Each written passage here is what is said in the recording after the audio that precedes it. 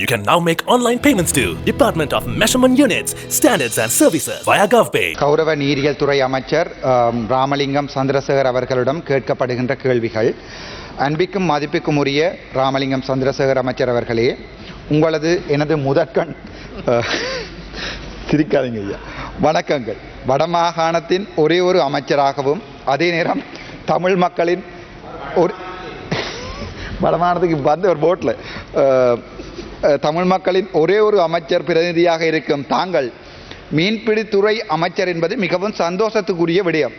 தங்களுடைய அமைச்சகத்தின் கீழ் பல்வேறு ஊழல் முறைப்பாடுகள் பொதுமக்களால் வைக்கப்படுகின்ற போதும் அது தொடர்பாக எந்த ஒரு நடவடிக்கையும் இதுவரை நீங்கள் மேற்கொள்ளாதது மிகவும் கவலைக்குரியது.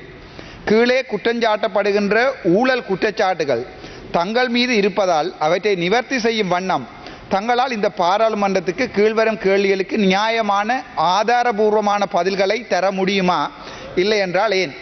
முதலாவது கேள்வி, இலங்கையில் இருக்கின்ற நீரிய வளம் தொடர்பான சட்டமூலங்களிலே பிரதானமாக கரைவலை மற்றும் சுருக்குவலை பாவித்தல் என்பது சட்டத்தின் மூலம் தண்டிக்கப்படக்கூடிய விடயமாகும். தாங்கள் நீரியல் துறை அமைச்சராக பொறுப்பேற்ற பின்னர் இதுவரை இந்த இரண்டு சட்டவிரோத மீன்பிடிகள் தொடர்பாக எந்த கரிசனையும் எடுக்கவில்லை என்பது பொதுமக்களது முறைப்பாடு. இதுவரை இந்த சட்டவிரோத செயற்பாடுகள் தொடர்பாக வடக்கு கிழக்கிலே ஒவ்வொரு மாவட்டத்திலும் தங்களுடைய அமைச்சின்கள் பதியப்பட்ட வழக்குகள் எத்தனை என்பதை தெளிவுபடுத்த முடியுமா? அது முதலாவது கேள்வி. இரண்டாவது கேள்வி, இவ்வாறான சட்டவிரோத செயற்பாடுகள் நடைபெறுகின்ற போது மீனவர்கள் மிகவும் பாதிக்கப்படுகிறார்கள் என்பது அவர்களுடைய முறைப்பாடு. அது தொடர்பாக தங்களிடம் முறையிட்டும் எழுத்து மூலமாக தங்களிடம் ஆவணங்கள் தரப்பட்டும் தாங்கள் எந்த மீனவ அமைப்புகளுடனும் கலந்துரையாடலை மேற்கொண்டு சட்டத்தை நடைமுறைப்படுத்துவதற்கு இதுவரை முயற்சிக்கவில்லை என்பதும் முறைப்பாடு.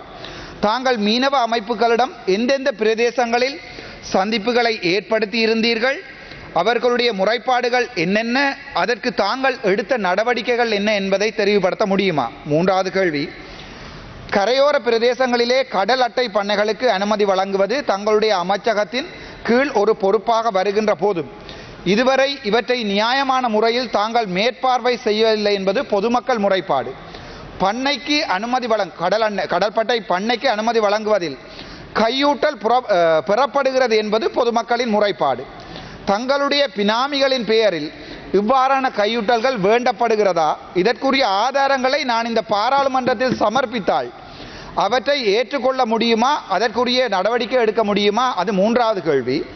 நான்காவது கேள்வி, ஜாழ்ப்பாணம் மற்றும் முல்லைத்தீவு போன்ற பிரதேசங்களிலே மீன்பிடித்துறை இயக்குநரை தற்காலிகமாக தாங்கள் இடமாற்றி இருப்பதாக பொதுமக்கள் முறைப்பாடு அளிக்கிறார்கள்.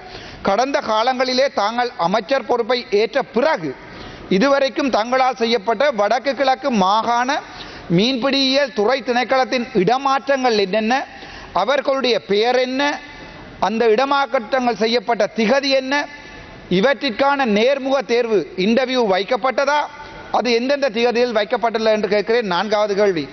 ஐந்தாவது கேள்வி, தங்களுடைய வீடியோ ஒன்றில் காணொலி ஒன்றில் வடக்கு மாகாணத்திலே கடல் அட்டை பண்ணையாளர்களின் சந்திப்பு ஒன்றில் அரசாங்கத்துக்குரிய பாடுகளில் 1.5 ஏக்கரை பிடித்து வைத்திருப்பதற்கும் அதே நேரம் ஊழல் என்ற அடிப்படையில் 1/2 ஏக்கருக்கு பணத்தை மட்டும் செலுத்தவும் என்ற அடிப்படையில் தங்களுடைய பேச்சு ஒன்று வெளிவந்திருக்கிறது. காணொலி ஆதாரம் என்னுடைய முகப்புத்தகத்திலும் இருக்கிறது. நான் வேண்டுமென்றால் சமர்ப்பிக்கிறேன்.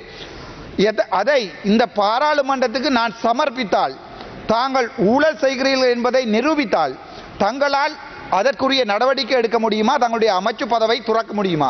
ஆறாவது கேள்வி, இதுவரை மயிலிட்டியில் மற்றும் குறியட்டுவான் இறங்குதுறைகளில் தங்களுடைய அமைச்சின் கீழ் மேற்கொள்ளப்படும் அபிவிருத்தி நடவடிக்கைகளில் ப்ரொஜெக்ட் ஒவ்வொன்றாக தனித்தனியாக அவர்களுடைய பெறுமதி எவ்வளவு, அதற்குரிய கால வரையறை என்ன, அதற்குரிய ப்ரொஜெக்ட் ப்ரொபோசலை இங்கே பாராளுமன்றத்தில் சமர்ப்பிக்க முடியுமா என்று கேட்கிறேன். நன்றி.